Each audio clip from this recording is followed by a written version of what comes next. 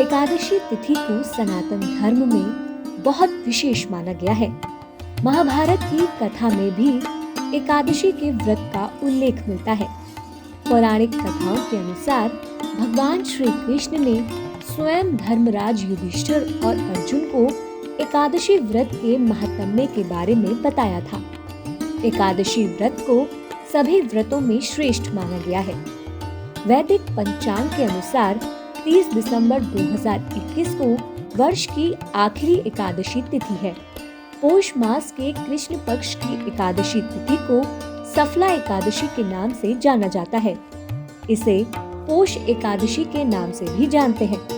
इस दिन भगवान विष्णु और उनके अवतार भगवान श्री कृष्ण का पूजन किया जाता है।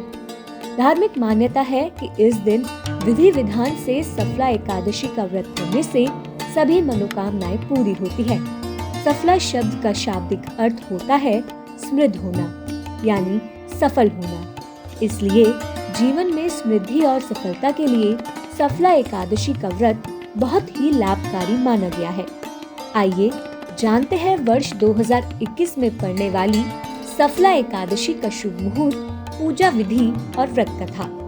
एकादशी तिथि प्रारंभ समय 29 दिसंबर 2021 को दोपहर 4:12 से।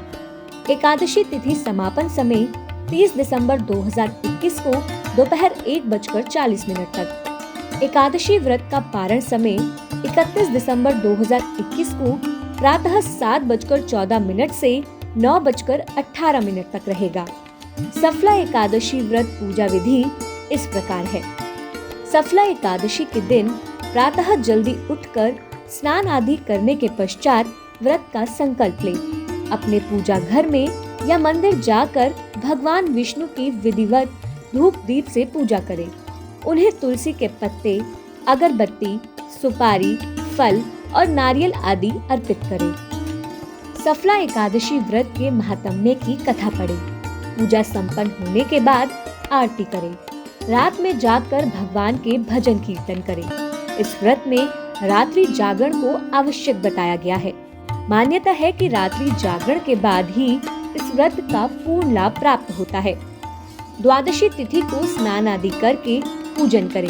उसके बाद भोजन बनाकर किसी ब्राह्मण को खिलाए और दान दक्षिणा दे। तत्पश्चात स्वयं भी भोजन ग्रहण करे। सफला एकादशी व्रत कथा इस प्रकार है। पौराणिक कथा के अनुसार चंपावती नगरी में महिष्मान राजा के 5 पुत्र थे। सबसे बड़ा पुत्र लुम्बक बुरे कर्मों में लिप्त रहता था। उसके इन बुरे कर्मों के कारण राजा ने उसे राज्य से बाहर निकाल दिया। घर से बाहर जाने के बाद लुम्बक जंगल में रहने लगा। पोष की कृष्ण पक्ष की दशमी की रात्रि में ठंड से वह सो न सका। उसे अपने बुरे कर्मों पर पछतावा हो रहा था।